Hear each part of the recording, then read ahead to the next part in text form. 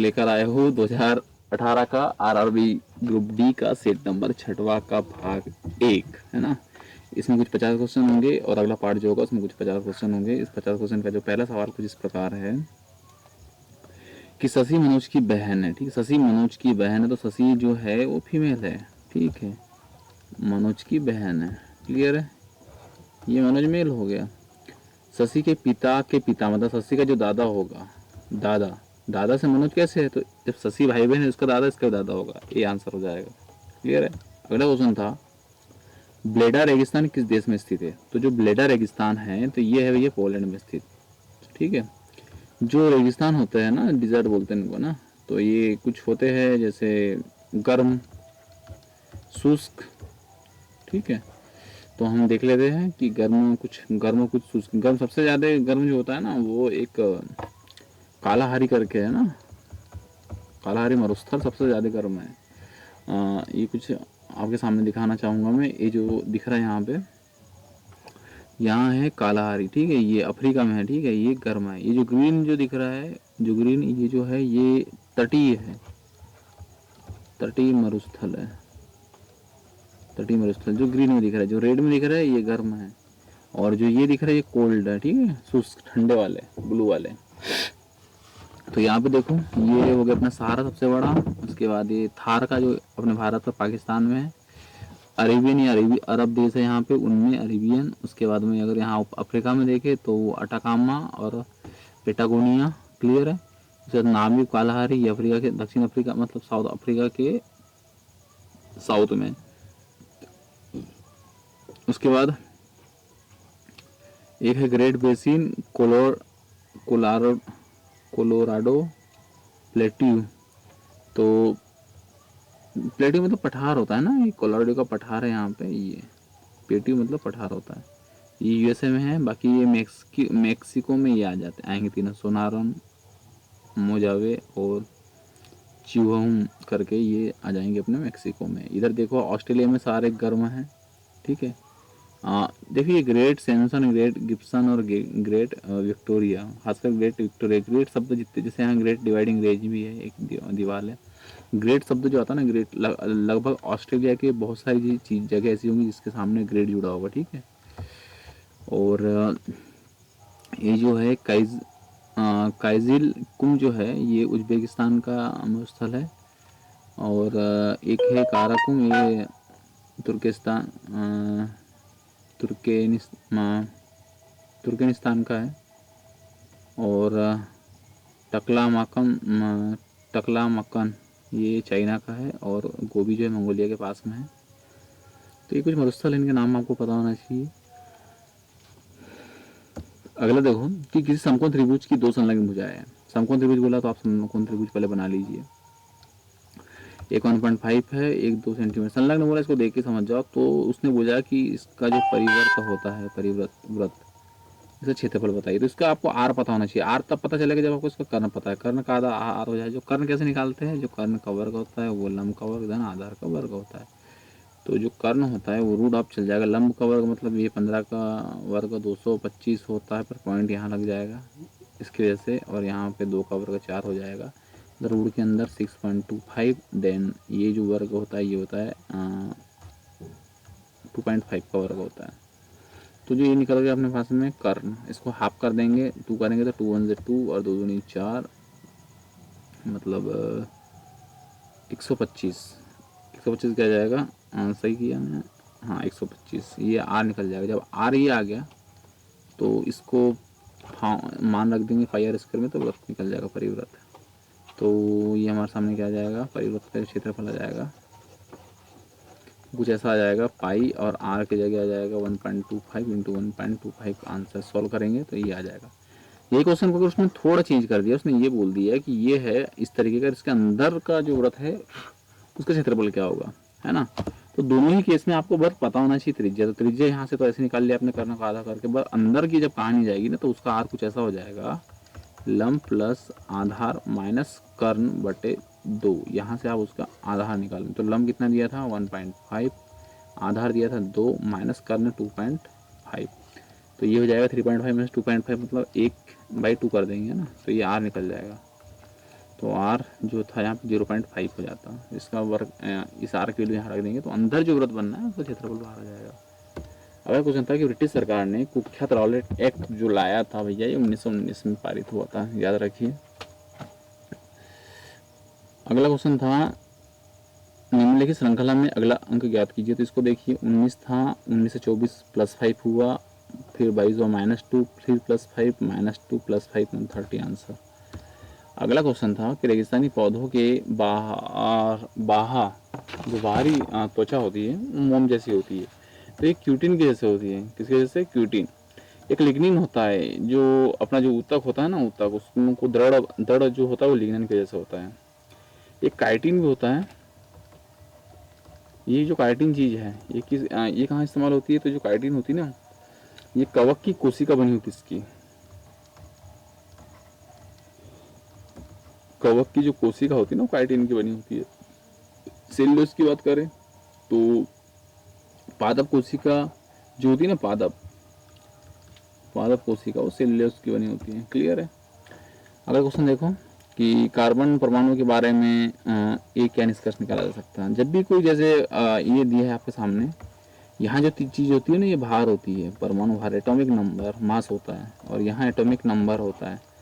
असल में जो भी परमाणु होता है उसका जो परमाणु क्रमांक होता है जितना होता है उतने ही इलेक्ट्रॉन होते हैं और उतना ही प्रोटॉन की संख्या होती है। जितने अंदर इलेक्ट्रॉन उतने प्रोटॉन की संख्या है ना, कि एक बैलेंस परमाणु के अंदर। और इन दोनों का जो अंतर होता है वो न्यूट्रॉन होता है। समझ में आ रहा है? जैसे परमाणु क्रमांक परमाणु भार का जो अंतर होता है वो न्यूट्रॉन की संख्या होती है। मतलब न्यूट्रॉन की संख्या भी निकाल सकते हैं। तो न्यूट्रॉन की संख्या यहाँ पे 6 निकलती है, और ये परमाणु क्रमांक 6 मतलब प्रोटॉन की संख्या भी 6। तो इसका आंसर हो जाएगा सी, है ना, 6 जो चीज़ दी है वो। अगला क्वेश्चन था यदि कोई वस्तु 5 सेंटीमीटर वक्रता त्रिज्या वाले उत्तल दर्पण से 10 सेंटीमीटर दूरी पर रखी हो, यू दे के रखा है, तो उसका आवर्धन क्या होगा? देखो सब आवर्धन क्या होगा, तो आवर्धन का जो फार्मूला होता है वही होता है क्या? प्रतिबिंब बटे वस्तु, चाहे फिर लंबाई हो या दूरी हो। क्लियर है? प्रतिबिंब बटे वस्तु। वस्तु दी हुई है तुमको 10, तुमको वी चाहिए। वी कहाँ से निकाल सकते हो? तो एक फार्मूला है 1/f = 1/v + 1/u। क्लियर है? ये एक दर्पण सूत्र है, इसको क्लियर याद रखो। और 1/f, एफ क्या है? यहाँ पे एफ डायरेक्ट नहीं दिया, आपको निकालना है। यहाँ वक्रता त्रिज्या 5 सेंटीमीटर दी है, तो जो एफ होता है ना वो c/2 होता है। तो इसको आधा कर देंगे तो 2.5 आ जाएगा। क्लियर है? इक्वल 1/, हमें वी निकालना है, प्लस 1/u की वैल्यू 10 दी है। इसको पक्षांतर करेंगे तो 1/2.5 और 1/10 इक्वल 1/v। इसको जब सॉल्व करेंगे तो एलसीएम आ जाएगा 10, यहाँ जाएगा 4 - 1 1/v, तो यह जाएगा 3/10। पक्षांतर किया तो वी की वैल्यू हो जाएगी 10/3। अब 10/3 वी की वैल्यू आ गई है ना, आप क्या करो यहाँ पे ये आई आवर्धन पूछा था, वी की वैल्यू है 10/3 और ऑलरेडी यहाँ पे यू की वैल्यू 10 दी है, तो आंसर आ जाएगा 1/3, या फिर भाग दोगे तो 0.333 आंसर, मतलब इसका आंसर आ जाएगा ए। ठीक है? अगला क्वेश्चन था कि दिए गए प्रश्न को पढ़े और निर्णय करें कि निम्नलिखित में से कौन सा कथन, मतलब बॉक्स में कथन पढ़ना, देखना आंसर में कितना सही है। बॉक्स में पिरामिडों की संख्या कितनी है? पिरामिड। तो कथन था कि बॉक्स में कुछ पीले, कुछ लाल, कुछ नीले रंग के पिरामिड रखे, मतलब 3 कलर क्लियर हो गया। अगला पूछा बॉक्स में 6 पीले हैं, 7 लाल रंग के हैं पिरामिड में, और कुछ नीले, पर नीले एग्जैक्ट नहीं बताया। और अगर नीले नहीं बताया तो हम ये नहीं बता सकते कि बॉक्स में कितने पिरामिड है। दोनों अपर्याप्त है, दोनों ही पर्याप्त नहीं है, बी आंसर हो जाएगा। क्वेश्चन नंबर 10वां था कि 80 केजी, यहाँ दिखाई नहीं दे रहा होगा, ये 80 केजी क्लियर। 80 केजी की वस्तु को 40 मीटर, 80 केजी ये वस्तु है, वेट है कि 40 मीटर की ऊंचाई तक लगभग 50 सेकंड में ऊपर उठाने में आवश्यक शक्ति। तो पहले तो आपको शक्ति का फार्मूला पता होना चाहिए, क्या है? कार्य करने की दर को शक्ति कहते हैं ना, कार्य बटे समय। कार्य जो होता है बल गुणित विस्थापन। विस्थापन जो देके रखा था 40 बटे समय देके रखा है 50। बल जो होता है ना वो होता है F = m होता है ना, तो m एक जगह g लगाएंगे तो m देके रखा था 80 के g का 10 ले लेंगे, और यहाँ 50 mg हो जाएगा, और ऊंचाई हो जाएगी 40/50। एक जीरो से एक जीरो गया है, 5 से 2 बार गया तो 8 दूनी 16, नहीं 4 दूनी 8 और 8 8 64, मतलब 640 का आंसर हो जाएगा जूल, सी आंसर। अगला क्वेश्चन था कि पाइप ए पाइप बी की अपेक्षा एक चौथाई समय में टंकी को भरता है। तो एक पाइप ये था ए, एक पाइप बी है, तो ए जो है वो बी की अपेक्षा एक चौथाई समय में भरता है। मान लो कि बी 4x टाइम भरता है तो ए जो है वो x टाइम भरेगा। और सी बोला है उसने कि ए की तुलना में पाइप सी उसे भरने में 3 गुना समय लेता है। पाइप सी उसे भरने में 3 गुना समय लेता है, मतलब ए से, ए की तुलना बोला है ना, तो ए की तुलना में सी 3 गुना लेता है, तो ए एक्स ले रहा है तो सी जो है वो 3x हो जाएगा। क्लियर है? तो ये हमारा जो आ रहा है 12x एलसीएम जो लेते हैं इसको टोटल मानते हैं क्वांटिटी, जो काम हमें करना होता है जब यहाँ लेंगे। इसकी ए की जो क्षमता है वो हो जाएगी 12 यूनिट प्रति घंटा, बी की क्षमता हो जाएगी 3 यूनिट प्रति घंटा और सी की हो जाएगी 4 यूनिट प्रति घंटा क्षमता हो जाएगी। यदि पाइप सी को चालू न किया जाए तो खाली टंकी को भरने में कितने घंटे लगेंगे? यदि पाइप सी को चालू न किया जाए तो तो सबसे पहले तो यहाँ एक चीज़ बोली है उसने कि तीनों पाइप को साथ में काम करे तो 24 घंटे में खाली होती है। तो तीनों पाइप जब साथ में काम करेंगे तो ये टोटल काम हो गया, तीनों मिलकर कर रहे हैं, मतलब 12 3 15 और 4 19, तो इनको 24 घंटे लग रहे हैं। तो यहाँ से मैं 12 दूनी 24, तो एक से निकल गया 38। क्लियर है? अब यदि वो बोल रहा है कि इसमें सी काम नहीं कर रहा है, ये नहीं कर रहा है, खाली 2 लोग कर रहे हैं, तो टोटल काम तो 12x है और दोनों मिलकर कर रहे हैं मतलब 15, तो कितने टाइम में करेंगे? तो ये हमको पता है 12 गुणित x की वैल्यू दे के रखी कितनी 38/15, 3 चौक 12, 3 5 15 से गुना करेंगे तो ये हो जाएगा 4 8 32, 4 3 12, 14 15/5, तो 5 3 15, 0 5 चौक 20, मतलब ये डी आंसर हो जाएगा। अगला क्वेश्चन था कि इका एल्यूमिनियम को आधुनिक अवसारणी में धातु के रूप में नामित किया गया था। तो इसका जो आंसर था, यह आंसर हो जाएगा गैलियम। तो ये स्कैंडियम परमाणु क्रमांक 21 होता है, एल्यूमिनियम परमाणु क्रमांक 13 होता है, गैलियम परमाणु क्रमांक 31 होता है, जर्मेनियम परमाणु क्रमांक 32 होता है। ये परमाणु क्रमांक याद रखना बहुत ज़रूरी है। ये परमाणु क्रमांक जो होते हैं ये हमको संयोजकता के बारे में बताते हैं। इलेक्ट्रॉनिक जो क्रमांक होता है ये उनकी हमको आवंटन जो होता है इलेक्ट्रॉनों का आवंटन के बारे में बताता है। तो ये बहुत जरूरी इनका परमाणु क्रमांक याद रहे। अगला सवाल था कि अगस्त 2017 में भारत के 45वें मुख्य न्यायाधीश के रूप में किसने शपथ ली? इसका आंसर था दीपक मिश्रा। बट ये 2017 का है, आपको 2021 का पता होना चाहिए। अभी करंट में 48वें नंबर के बने हैं भाई साहब। नाम उनका है NV रमन करके, ठीक है, याद रखिए NV रमन 48वें नंबर के है। क्लियर है? तो ये आपको पता होना चाहिए, ठीक है। अगला क्वेश्चन है बाहुबली फिल्म में श्रृंखला में भल्लाल देव के चरित्र का अभिनय करने वाले कौन थे? भल्लाल देव एक विलन का किरदार निभाया था, वो थे राणा दुग्गा बाटी करके, ठीक है। प्रभास जो थे इन्होंने बाहुबली का किरदार निभाया था। डन। अगला क्वेश्चन देखो, एक वस्तु है 60 न्यूटन का बल आरोपित करता है और वस्तु 4 मीटर की स्थायित्व से किया गया कार्य। अभी हमने पढ़ा था जो कार्य होता है वो होता है बल गुणित विस्थापन। क्लियर है? अब मैं बल की जगह अक्सर लिखता था F इंटू जी, है ना, सॉरी F की जगह लिखता था, सॉरी बल की जगह लिखता आता है MA इंटू विस्थापन दे के रखा है कितना 4 मीटर। यहाँ एक चीज़ और देखें, न्यूटन में दे के रखा है। क्लियर है? जब भी 1 kg जो होता है ना वो होता है 9.81 में, लगभग 1 kg जो न्यूटन होता है ना, 1 kg इक्वल 10 न्यूटन अपन मानते हैं ना, उसको न्यूटन में बदलते हैं हम यहाँ पे। तो यहाँ ऑलरेडी यहाँ हमको चेंज करके दिया है उसने न्यूटन में, तो हमको यहाँ पे कुछ भी करने की आवश्यकता नहीं है। मतलब यहाँ जो न्यूटन में से सबसे पहले हम केजी में ले जाएंगे तो सिंपल सा हो जाएगा कितना, जैसे 60/10,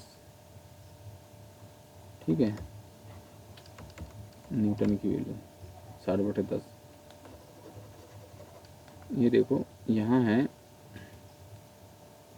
1 kg बराबर 10 न्यूटन, तो 1/10 हो जाएगा, यहाँ से हट जाएगा 1 न्यूटन की वैल्यू। तो 60 न्यूटन की वैल्यू कितनी हो जाएगी, यहाँ 60 आ जाएगा, 60/10 kg। तो यही होगा, मास की जगह पे क्या लिख देंगे अपन 60/10, जी की वैल्यू फिर 10 इंटू 4, ये चौक 24, 240 जो जूल आ जाएगा, आंसर आ जाएगा। अगला था कि 2018 में NABARD national bank for agriculture and rural development जो था, इसका शायद 1982 में स्थापना हुआ था। इन्होंने अपना पहला केंद्र शुरू किया या किस शहर में? किस शहर में प्रारंभिक किया था? इसका आंसर था चंडीगढ़, सॉरी लखनऊ, लखनऊ लखनऊ 20 का आंसर था लखनऊ। अगला क्वेश्चन था, एक मिनट इसको मिटा देता हूँ।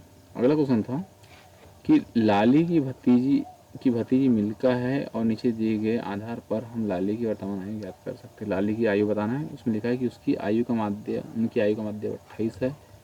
तो लाली के जन्म 1976 में हुआ था। देखो यहाँ अगर उसका अगर जन्म पता है तो हम उसकी वर्तमान आयु बता सकते हैं कि हम लोग खाली दूसरा ही आवश्यक है, दूसरे की आवश्यकता, पहले की आवश्यकता भी नहीं है। अगला था कि 2735 का 4 वर्ष का 5% वार्षिक दर साधारण ब्याज क्या होगा? तो साधारण ब्याज का सिंपल सा फार्मूला है, क्या है? मूलधन गुणित दर गुणित समय बटे 100। तो 5 चौक 20 और 20 पंच 100, इसको इससे भाग देंगे तो 5 25, 5 चौक 20, 5 35, 227 आंसर हो जाएगा। ठीक है। अगला था कि मानव स्वास्थ्य के लिए हमारे पर्यावरण के प्रमुख तत्वों की सुरक्षा महत्वपूर्ण है। एक कथन था, अवधारणा में था कि हमारे स्वास्थ्य के लिए स्वस्थ हवा में सांस लेना, पेयजल की प्रचुर आपूर्ति होना और वस्तुओं की हानिकारक प्रभाव के विरुद्ध सुरक्षा मौलिक है। ये भी सही है। ठीक है। मानव स्वास्थ्य के लिए हमारे पर्यावरण का प्रमुख तत्वों की सुरक्षा महत्वपूर्ण है। ठीक है। और यहाँ पे वही बात करिए, हमारे स्वास्थ्य के लिए स्वस्थ हवा, सांस लेना, पेयजल की प्रचुर आपूर्ति होना, वस्तुओं के हानिकारक प्रभाव के विरुद्ध सुरक्षा मौलिक है। सही है।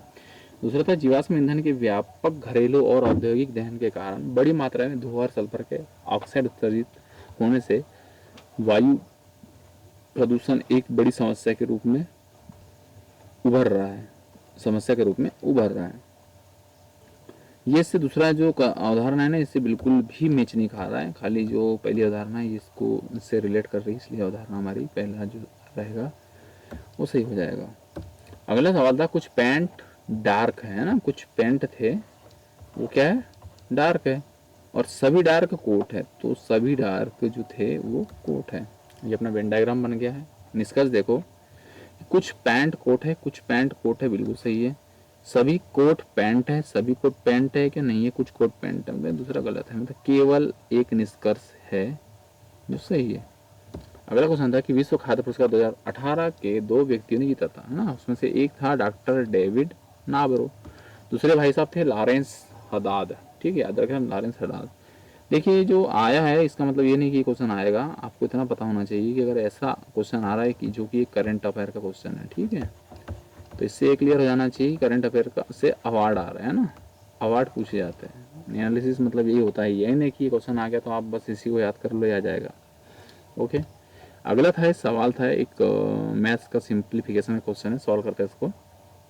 देखिए मल्टीप्लिकेशन है, इसको पहले सॉल्व कर लो। तो 16 16 5 16 96 16 16 8 128 12 16 कम 16 और 12 हो जाएंगे 8 288 हो जाएंगे। क्लियर है। इसमें से माइनस करना है, इसको भाग दे दो। तो 13 दूनी 26, 8 बचे, 23 चौवन 53 23 अठहत्तर 13 78 है ना, पीछे 13 50 65, मतलब 265 माइनस करना, तो यह जाएगा 65 75 85 3 88, ये आंसर हो जाएगा। क्लियर है। अगला देखो, और 28 अक्टूबर 2017 को कोलकाता में साल्ट लेक स्टेडियम में स्पेन को हराकर फीफा का विश्व कप किसने जीता? स्पेन हारा है भैया ना, तो जीतने वाली टीम थी इंग्लैंड। ठीक है। अगला क्वेश्चन देखो, निम्नलिखित में से कौन सी संख्या अपरिमेय संख्या नहीं है? देखिए पाई मतलब 22/7 परिमेय है, एक तरफ से आप चेक कर लेते। क्लियर। बी उठाते, क्या किसी का वर्ग हो सकता है क्या? बी जो है इसको चेक करेंगे तो आखिरी में है 4, मतलब आखिरी में या तो 2 हो सकता है या तो 4 या 8 या 8 हो सकता है। अब इसको 60 को देखिए, 7 7 3 8 8 64, साथ ही साथ 64 ज़्यादा हो रहा है तो 7 7 लेके देखते हैं ना। 72 का वर्ग और 78 का चेक करते हैं। ठीक है, 78 का चेक करके देखते हैं, 72 का करेंगे तो 70 का जो होता है 7 से 3 49 लगभग कितना आएगा, तो ये नहीं हो सकता। 80 का होता है 8 8 64, 64 के पास की कहानी, मतलब ये हो सकता है ना। तो इसको जब वर्क करेंगे तो ये 8 8 64 हो जाएगा, 6 8 से 56, 56 दूनी हो जाएगा 112 और 6 हो जाएगा 118, हासिल के 11 और 7 50 50 और 60, ये बिल्कुल 78 का वर्ग है, यहाँ ये आंसर हो जाएगा।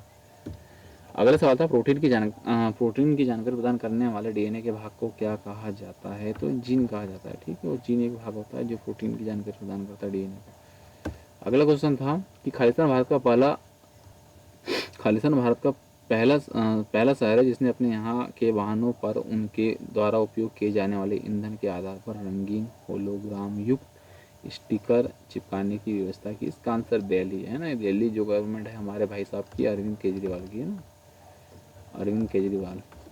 नए नए एक्सपेरिमेंट करते रहते हैं उन्होंने। यहाँ पे एक ट्रैफिक को लेके बहुत सारे रूल्स रेगुलेशन, एक ऑड इवन का वो भी चालू कर लेते हैं वो टाइम आने पर।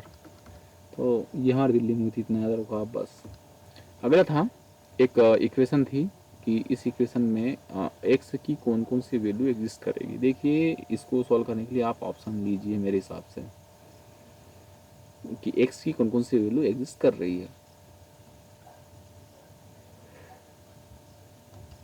सबसे पहले जहाँ जहाँ जीरो है ना उसको इस्तेमाल कीजिए। ठीक है, जैसे ये जीरो है, ये जीरो, इसको चेक करते हैं। एक्स की जगह 3 रख के देखते हैं। एक्स की जगह जब 3 रखूंगा मैं तो 3 दूनी 6, तो एक्स की घात 6 धन 3 माइनस 17 बराबर से 9। एक्स की जगह हमको रखना है क्या 3, इसको चेक कर रहा है। तो 3 2 दूनी 4, 4 दूनी 8, 8 में 2 6, 9 6 नम 54, यहाँ 6 आ जाएगा, 6 नम 54। ठीक है, क्या यहाँ 54 आ रहा है कि यहाँ देखो 2 की घात कितनी है 9 है, बहुत ज़्यादा होने वाला है। और उसके बाद 17 आएगा, तो ये 2 की घात 9 ही बहुत ज़्यादा है। 2 दूनी 4, 4 दूनी 8 दूनी 16, 16 दूनी 32, दूनी 64, दूनी 128, ये भी 7 ही तक हुआ है ना 128।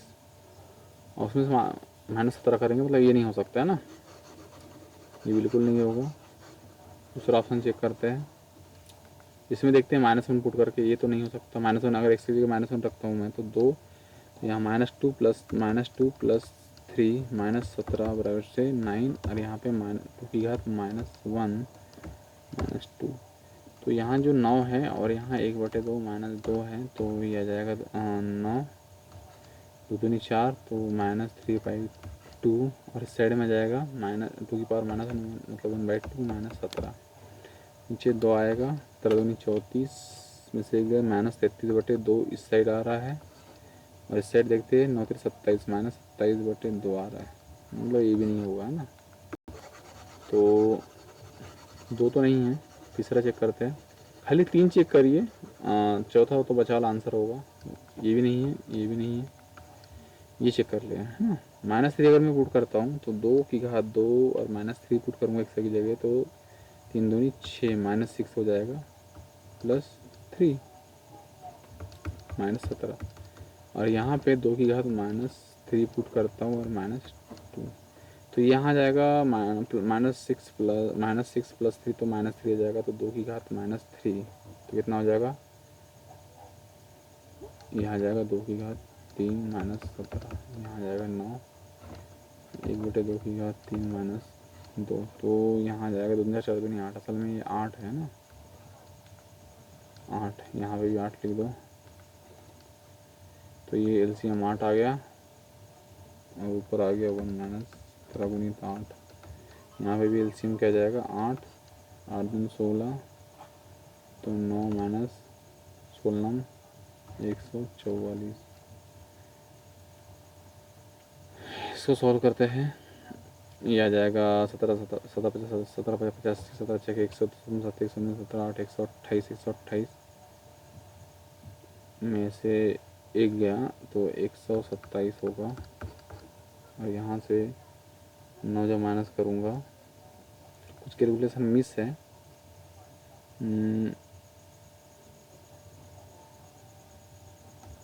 इसको थोड़ा फिर से करते हैं, कहीं गड़बड़ हो रहा है अपना। ये जो 2 ऑप्शन तो नहीं थे ना, तीसरा ऑप्शन फिर से चेक करते हैं। तीसरा ऑप्शन था अपना -3 और 0 है ना।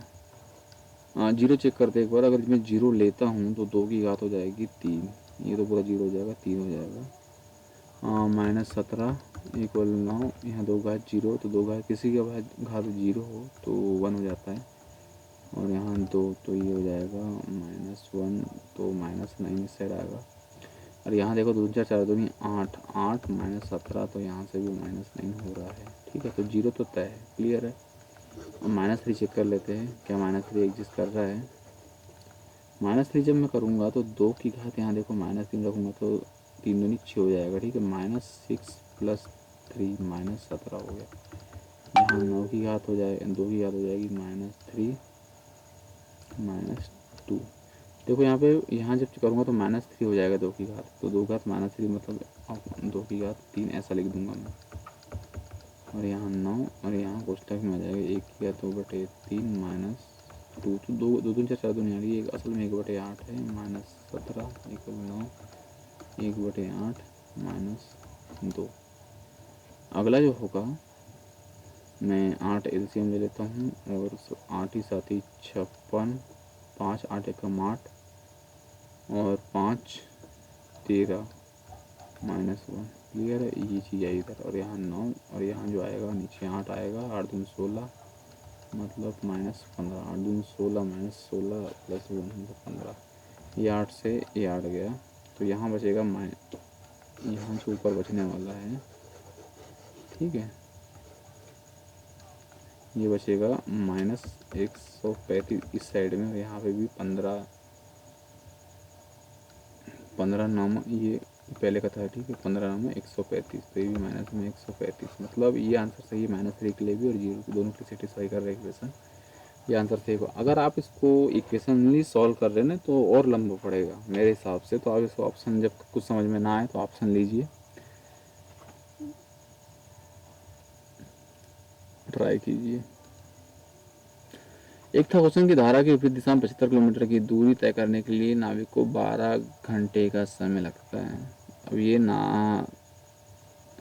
धारा के विपरीत बोला है ना, तो मान लो कि नाव है और एक धारा है ना, धारा की चाल u, नाव की चाल v मान लो। तो विपरीत दिशा बोला है, मतलब ये होगी धारा माइनस नाव, विपरीत दिशा में ये कहानी बनेगी। तो 75 किलोमीटर की जो दूरी है वो होती है 12 घंटे में तय, और वहीं पे धारा की दिशा में उतनी ही जो दूरी है 75 किलोमीटर की वो तय होती है 7.5 घंटे में। तो equation number 1, equation number 2 u1 निकाल सकते हैं। तो यहाँ तो आ गया ये 10 आ गया है ना, और यहाँ पे 12 12 छंग 72,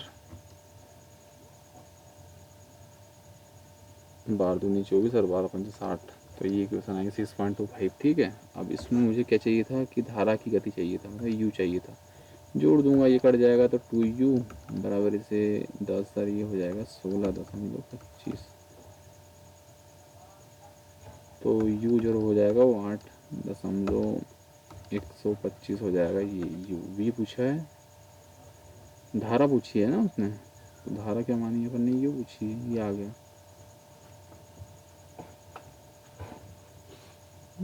जो धारा पूछी है ना, तो मैंने धारा क्या मानी है मैंने, u, तो सॉरी धारा नहीं, मुझे मानना पड़ेगा, मैंने ये नाव की चाल u माना है। इक्वेशन जो जिस हिसाब से करी है, नाव की चाल u माना है, धारा भी, तो मैंने u माइनस v किया, जिसमें ये माइनस में हमेशा धारा होती है, नाव की चाल u, तो उसने मुझे u निकल के मुझे v पूछा है, तो मैं क्या करूँगा, ये 10 में से इसको माइनस कर दूंगा, तो 1.875 आंसर आ जाएगा, बी आंसर आएगा। क्लियर है। अगला क्वेश्चन था कि स्थितिज ऊर्जा के बराबर होती, स्थितिज ऊर्जा होती है mgh, क्लियर है। हाँ, गतिज ऊर्जा जो होती है 1/2 mv²। अगला क्वेश्चन था कि कालाजार के लिए उत्तरदायी जीवों की उत्पत्ति के कारण क्या है, कालाजार, तो इसका था युग्मक विखंडन करके आंसर था, यानी यहाँ लिखा था युग्मक विखंडन, ये इसका जो था आंसर था 30 नंबर का, 30 क्वेश्चन का, नहीं 30 क्वेश्चन का युग्मक विखंडन नहीं था, सॉरी 30 नंबर का था अधोमुखी युग्मक विखंडन, अधोमुखी युग्मक विखंडन। क्वेश्चन नंबर 31 था,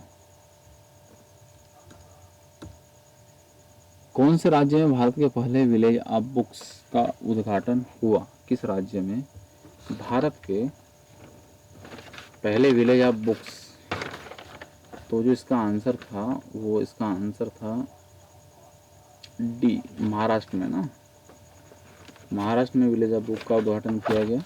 और अगला क्वेश्चन देखो, यदि 1 kg मिश्र धातु में 32% कापर है, 40% जिंक का शेष निकल है, तो मिश्र धातु में कापर की मात्रा पूछिए। तो देखिए 1 kg बराबर जो होता है 1000 ग्राम, पहली बात तो इस 1000 ग्राम का 32% कापर है, तो 320 ग्राम आंसर आ जाएगा, है ना।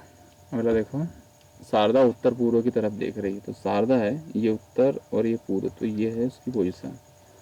वह 45 डिग्री दक्षिणावर्त, मतलब 45 डिग्री वो इधर घूमती है, तो अब इधर देखने लगी, किधर, पूर्व में। और 135 डिग्री वामावर्त घूमती है, तो 135 मतलब सबसे पहले तो ये 90 हो गया, और फिर 90 और 45, तो ये हो गया 145, ये पूरी 135 डिग्री हो गया। अब वह किस दिशा में है, तो अब भैया वो उत्तर और पश्चिम दिशा में है, उत्तर पश्चिम भी आंसर आ जाएगा। अगला क्वेश्चन था कि ऊर्जा उत्पादन के दौरान जब हमारी मांसपेशी की कोशिकाओं में ऑक्सीजन की कमी होती है, तो 6 कार्बन अणु खालिस्तान कार्बन अणु में परिवर्तित हो जाती है, तो उसका आंसर है 3, आधा हो जाता है, ठीक है, याद रखिए। अगला कि एक व्यक्ति 480 में 2 चीज़ें खरीदता है, 2 घड़ियाँ खरीदता है, ठीक है। एक घड़ी को वह 15% हानि पे बेचता है, एक को 19% लाभ पर बेच देता है। उसके पश्चात से ज्ञात होता है कि दोनों घड़ियों का एक समान मूल्य पर बेचा है ना, यह चीज़ याद रखना कि समान मूल्य पर बेचा है। तो याद रखो कि एक घड़ी एक है, वो चीज़ घड़ी थी 100 रुपये की, और वो उसको बेच दिया भैया हमने 15% हानि, मतलब 85 में, पहली घड़ी थी। दूसरी घड़ी थी वो भी 100 रुपये की थी, लेकिन उसको लाभ पे बेच दिया कितना, 19%। क्लियर है। मैं इसको लिख सकता हूँ क्या, 17 गुणित 5, 17 50, इसको 17 7 119 लिख सकता हूँ। क्लियर है। मुझे यहाँ एक चीज़ बोलिए कि दोनों घड़ियों को समान मूल्य पर बेचिए। देखो मैं क्या करूँगा, ये क्रय मूल्य था, ये विक्रय मूल्य था, तो मैं इसको बराबर करूँगा, ये विक्रय मूल्य की क्वांटिटी बराबर करने जा रहा हूँ। देखो अब ध्यान से मैं क्या करता हूँ, मैं यहाँ पे 7 का गुना कर देता हूँ और यहाँ पे 5 का, दोनों क्वांटिटी बराबर होगी, क्योंकि मेरे को विक्रय मूल्य बराबर करना है, क्योंकि समान मूल्य पे बेचिए। तो यहाँ जब 7 का गुना करूँगा तो मैं यहाँ पे भी 7 का गुना करूँगा, और यहाँ 5 का किया तो मुझे इस साइड भी 5 का करना पड़ेगा। तो ये क्वांटिटी मैंने बैलेंस कर ली। अब यहाँ आ चुका है मेरे पास 700 और 500। एक चीज़ इन्होंने बोली है कि दोनों व्यक्ति 480 में दोनों घड़ी खरीदता है, मतलब ये क्रय मूल्य, दोनों घड़ी जो अपन ने खरीदी थी ये 700 में हो जाएंगे और 500 में, मतलब दोनों घड़ी जो थी, जो 480 जो था रुपये था, वो किसके बराबर हो जाएगा, 1200 यूनिट के बराबर। तो 1 यूनिट की वैल्यू क्या जाएगी, 1 यूनिट की वैल्यू होंगी 480 बटे 1200 बराबर से 1 यूनिट। क्लियर है, 1 यूनिट ये वैल्यू हो जाएगी।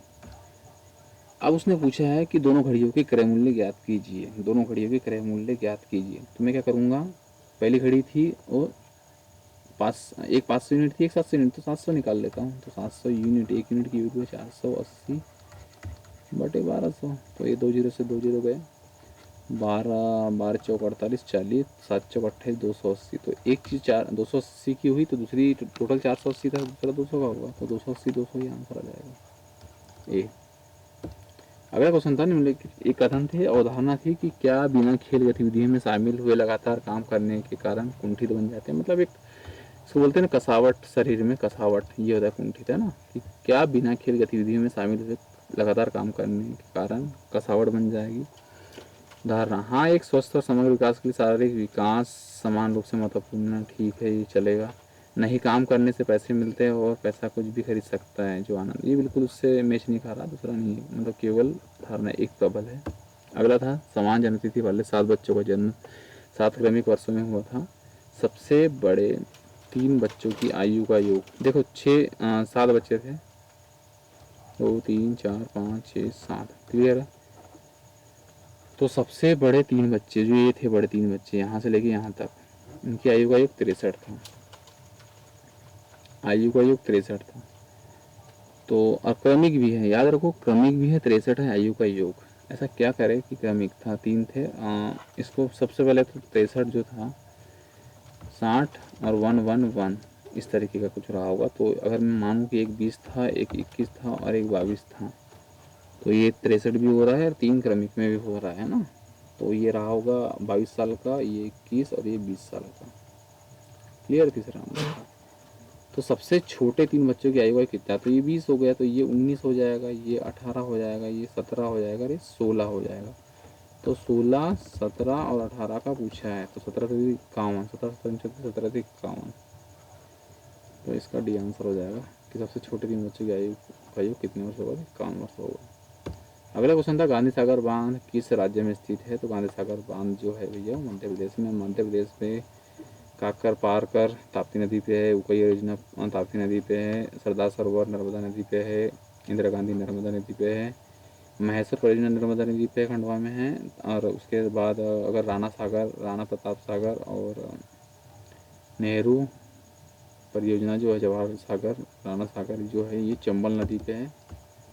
ठीक है, कुछ परियोजना है आपको याद होना चाहिए। और ठीक है, एमपी की इतनी परियोजना बहुत है। अगला क्वेश्चन था कि आंकड़े दिए हैं, इसमें माध्यम माइनस माध्य का बताना है।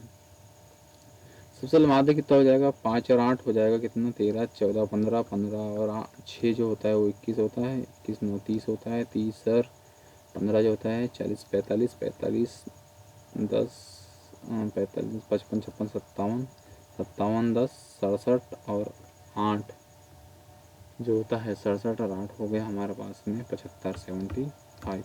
1 2 3 4 5 6 7 8, 8 से भाग दे दो तो आ जाएगा 8 या 64, 8 9 72, बच गया 3, 8 8 3 24, 8 3 24, 8 8 7 56 और 8 5 40। ये आ गया हमारे पास में क्या? माध्य। माध्य का जब बोला ना तो सबसे पहले सीक्वेंस में जमाइए आप। 2 हो गया, उसके बाद 5, उसके बाद 6, उसके बाद 8, उसके बाद 9, उसके बाद 12, उसके बाद 15, उसके बाद 18 सीक्वेंस में। तो 1 2 3 4 5 6 7 8 है, तो आखिरी ये 2 ले लो। 8.5 इसका क्या आ जाएगा? माध्य का आ जाएगी, इसके बीच का। ठीक है, माध्य का। इसमें से अब जो आया 8.5 माइनस कर दो, 8.5 है 0। तो जो हमारे पास आंसर निकल के आएगा वो 0 पॉइंट में आएगा। ये आंसर हो जाएगा। देखो 5 7 यहाँ से 1 लिया तो 13 में से 5 गया 8, ये आंसर आ जाएगा। अगला क्वेश्चन है कि यदि 10 न्यूटन और 5 न्यूटन के 2 बल एक वस्तु पर एक ही दिशा में लगाया जाए तो वस्तु पर कार्यरत कुल बल 15 न्यूटन हो जाएगा। एक ही दिशा में इसलिए 15 न्यूटन हो जाएगा। क्लियर है? दंत चिकित्सक जो होता है अवतल दर्पण का उपयोग करता है। दंत चिकित्सक जो होता है वो अवतल दर्पण का उपयोग करता है। तो इस पर जो वो प्रतिबिंब बनता है ना वो बड़ा और आभासी बनता है। पहले तो अवतल दर्पण कहाँ का इस्तेमाल होता है? दाढ़ी में, चिकित्सा में और सोलर कुकर में। हेडलाइट जो होता है ना, हेडलाइट का जो अंदर का भाग होता है वहाँ पे, सर्च लाइट जो होता है वहाँ पे, टॉर्च वाला। उत्तल कहाँ इस्तेमाल होता है भैया? उत्तल लेंस। तो उत्तल लेंस जो होता है ना, जो साइड ग्लास होता है, साइड ग्लास गाड़ी का, वहाँ उत्तल लेंस इस्तेमाल होता है। क्लियर है? अगला क्वेश्चन देखो, कुछ बोला है उसने कि जिम के लिए, जिम का रेट दे के रखा है उसने 500। देखिए यहाँ कुछ लिखा है कि सूचनाओं के लिए दिएगा मासिक शुल्क है ना। जिम के लिए 500, स्विमिंग के लिए 1500 और टेनिस कोर्ट के इस्तेमाल के लिए 2000 रुपये। जिम का उपयोग करने वाले उपभोक्ता प्रतिमाह कितना कमाते हैं? जैसे जिम से कितना कमाते हैं, तो जिम के उपभोक्ता 300 है और हर एक इंसान प्रतिमाह 500 देता है। 45 और 4 0, तो नहीं 5 3 15, सॉरी 5 3 15 और 4 0, ये आंसर हो जाएगा बी। अगला क्वेश्चन था कि सोडियम की क्लोरीन से ओर जाने पर एक परमाणु का जो आकार है घटता है। सोडियम से क्लोरीन की ओर जाने पर, सोडियम से क्लोरीन की ओर जाने पर परमाणु आकार घटता है। ये घटता है भी है ना, इसको समझने के लिए आप समझ लो थोड़ा सा। थोड़ा ये आपके सामने एक आवर्त सारणी है, आवर्त सारणी है। क्लियर है? इनके बारे में समझ लो थोड़ा सा। देखिए मैंने कुछ नोट्स बनाई हैं मेरे हिसाब से। मैं इसको एक चीज़ ऐसा मानता हूँ कि मैंने एक ऐसा मूवमेंट बनाया है, क्लॉकवाइज बोलता हूँ मैं इसको, और एक इसको ऐसा बोलता हूँ एंटी क्लॉकवाइज। क्लियर है? तो कुछ प्रॉपर्टी है जो क्लॉकवाइज है, मतलब नीचे से ऊपर जाने में और लेफ्ट से राइट जाने में बढ़ती है, बढ़ने पे बना है। ठीक है? तो जो प्रॉपर्टी है वो प्रॉपर्टी कौन कौन सी है जो इस तरह मतलब क्लॉकवाइज काम कर रही है? तो उसका नाम मतलब मैं नाम बताना चाहूँगा उनके कि एक धात्विक गुण होता है, पहली बात तो धात्विक गुण, फिर प्रकाश विद्युत प्रभाव, फिर एनर्जी, लेटिस एनर्जी बोल सकते हैं, हाइड्रेशन, उसके बाद विद्युत ऋणात्मकता।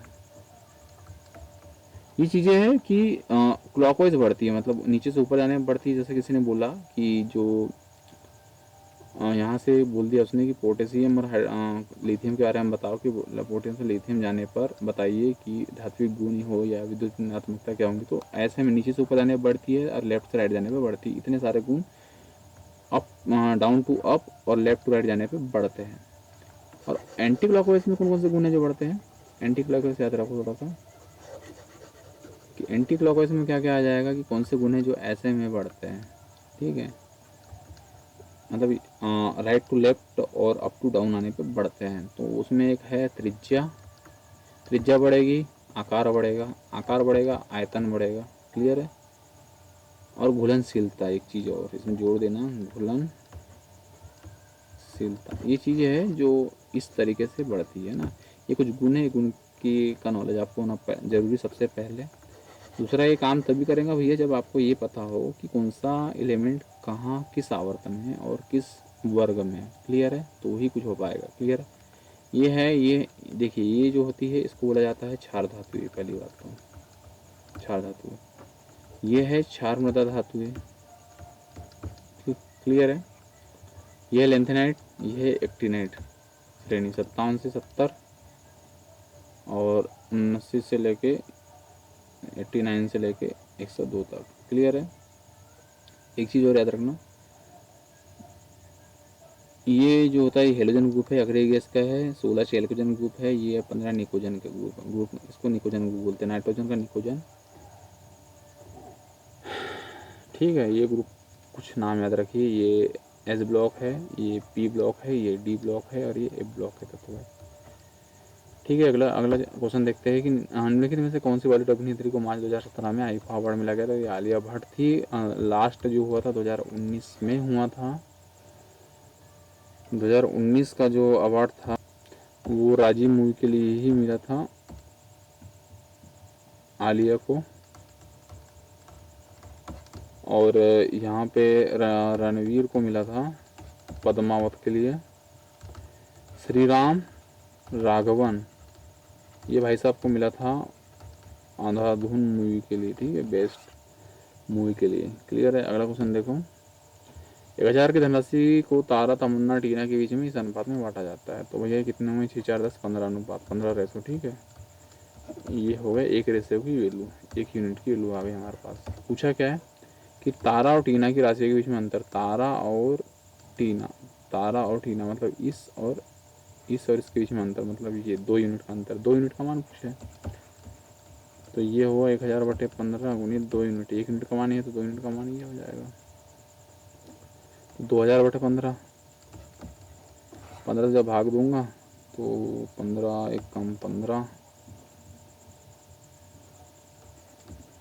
15 कम 15, फिर बच जा रहे हैं आप 15 3 45, 15 3 45। तो ये आंसर हो जाएगा। ठीक है, अगला क्वेश्चन है कि कैल्शियम हाइड्रोक्साइड के विलयन में जब कार्बन डाइऑक्साइड गुजरती है तो बनने वाले अपेक्ष रंग कैसा होता है? तो ये सफ़ेद रंग का होता है। तो ये जो है कैल्शियम हाइड्रोक्साइड ये होता है, इसको बोलते हैं कैल्शियम हाइड्रोक्साइड बूझा हुआ चूना। ठीक है, यहाँ से कार्बन डाइऑक्साइड गैस निकलती है, सफ़ेद रंग, सफ़ेद अवशेष प्राप्त होता है यहाँ से। देखिए इसको कैसा होता है, सफ़ेद रंग याद रखिए और इसके वो याद रखिए जो रासायनिक सूत्र होते हैं वो। पिता की आयु पुत्र की आयु से 4 गुनी है। तो मान लो जो पिता था और ये पुत्र था। ठीक है, पिता की जो आयु जो भी होगी 4 गुनी, पुत्र अगर x है तो पिता 4x होगा। 20 वर्षों के बाद उनकी आयु दोगुनी रह जाती है। तो 20 वर्ष बाद क्या होता है? 20 वर्ष बाद मतलब दोगुनी रह जाती है। तो पूछा है कि उसकी आयु याद कीजिए किसकी, तो उनकी आयु, तो उन लोगों की आयु निकालना है। वर्तमान आयु पूछा होगा शायद, वर्तमान आयु। तो देखो इसमें ऑप्शन से भी कर सकते हो, वैसे भी कर सकते हो। ठीक है, पहली तो कहानी ये हो जाएगी जो सन है वो है, जो सन का 4 गुना है वो है फादर, एक इक्वेशन ये बन गई। और सन 20 साल और फादर 20 साल जो होता है वो उसका 2 गुना रह जाता है सन का। तो 2s + 40 हो जाएगा और यहाँ जाएगा हमारे पास में f + 20। हमारे सामने निकल के क्या आ रहा है कि 2s - f, सॉरी इसको उल्टा कर लेते हैं, 20 को इधर लाते हैं तो f - 2s हो जाएगा और 20 इधर लाते इक्वल 20 हो जाएगा। एक इक्वेशन हमारे पास f की जगह हम 4s लिख सकते हैं, तो यहाँ लिखते हैं तो 4s - 2s equal 20, then 2s equal होगा 20s इक्वल 10। एस अगर हमारे पास में 10 निकल गया तो f कितना निकल गया 40। सी इसका आंसर हो जाएगा। अगला क्वेश्चन था हमारे सामने कि त्वरण की विमा क्या होती है। त्वरण की विमा पता होने से पहले तुमको ये पता होना चाहिए कि जो त्वरण होता है वो होता है वेग में परिवर्तन की दर। ठीक है, तो वेग बटे समय। अब वेग बराबर से पता होना चाहिए कि दूरी बटे समय होता है और नीचे समय है, तभी निकाल पाओगे आप कि d/t²। तो दूरी जो होती है वो मीटर में नापी जाती है, समय सेकंड में नापा जाता है, इसका वर्ग। तो ये आगे बनेगा दूरी का मीटर और सेकंड का -2। तो m जो होता है वो मास होता है, मास है कि यहाँ पे नहीं है 0। l लेंथ होती है, लेंथ यहाँ 1 है और t है यहाँ पे -2। या इसको ऐसा भी लिख सकते हैं कि m0 l की घात 1 लिखने की आवश्यकता नहीं है, t-2। तो ये हो जाएगा L1 भी सही है, M0 भी सही है, t-2 पहला ही आंसर हो जाएगा इसका। क्लियर है। अगला क्वेश्चन है हमारे पास में इस पार्ट का लास्ट क्वेश्चन कि एक कबड्डी टीम द्वारा कुछ मैचों की एक श्रृंखला में प्राप्त किए गए अंक कुछ इस प्रकार है। टीम द्वारा प्राप्त अंकों की माध्यिका ज्ञात करना। देखो माध्यिका क्या होती है, एक मिड पॉइंट होता है। पहले इनको अरेंज करो पूरी तरीके से। तो मैं अरेंज करूँगा सबसे पहले। देखिए यहाँ मैं क्या करता हूँ, मैंने यहाँ 2 लिख दिया। उसके बाद में यहाँ पे क्या आ रहा है, 2 भी हो गए मेरे पास में, 7 5 है, 5 लिख दूंगा मैं।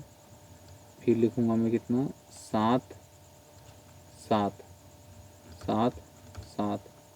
उसके बाद में लिखूंगा 8 8 8 8। उसके बाद में लिखूंगा कितना, 10 10 10 10, 14 15 14 15 17 भी लिख दूंगा। उसके बाद में 18 भी लिख दूंगा। उसके बाद क्या बच रहा है मेरे पास, 24 28 48, 24 28 और 48। टोटल कितना हुआ, 1 2 3 4 5 6 7 8 9 10 11 12 13 14 15 है। तो मैं जो 8वें नंबर का मेरा आंसर हो जाएगा, 1 2 3 4 5 6 7 8 10 आंसर हो जाएगा। 10 यहाँ है नहीं, 1 मिनट में देख लेता हूँ। 1 2 3 4 5 6 7 8 9 10 11 12 13 14 15 16 है। 1 2 3 4 5 6 7 8 9 10 11 12 13 14 15। एक कुछ मिस हुआ है यहाँ पे, 48 24 28 17 2 2 5 हुआ, 2 हुआ, 5 हो गया, 7 हो गया, 7 हो गया, 8 8 8 हो गया, 8 हो गया, 10 10 10 भी हो गया, 10 भी हो गया। उसके बाद 14 14 भी हो गया, 15 भी हो गया, 17 भी हो गया, 14 15 17 भी हो गया। 17 के बाद 18 भी हो गया, फिर 24, हाँ 27 बच गया यहाँ पे, 27 भी बचा है। ठीक है, 24 उसका 27 28 और 40। तो ये जुड़ेगा 10 और 14 जुड़ेगा तो ये हो जाएगा 24/2, मतलब 12 अंक का आंसर हो जाएगा। तो इस प्रकार जो था ये पार्ट 1 का जो था हमारा 50 क्वेश्चन कंप्लीट होते हैं। और अब पार्ट 2 रहेगा, उसमें अगले 50 क्वेश्चन रहेंगे। मिलते हैं अगले पार्ट में फिर 50 क्वेश्चन